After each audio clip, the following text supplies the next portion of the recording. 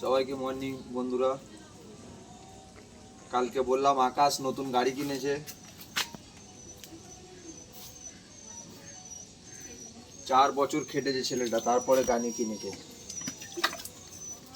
কিছু স্বপ্ন পূরণ করতে গেলে তোমাদের এরকম খাটতে হবে, তারপরে কিছু স্বপ্ন পূরণ হবে।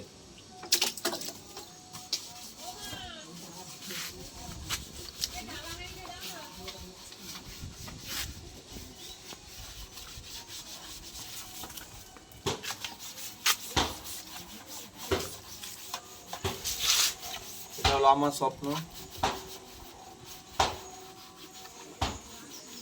একটু নোংরা হয়ে গেছিল, ভাইকে একটু পরিষ্কার করে দিচ্ছি।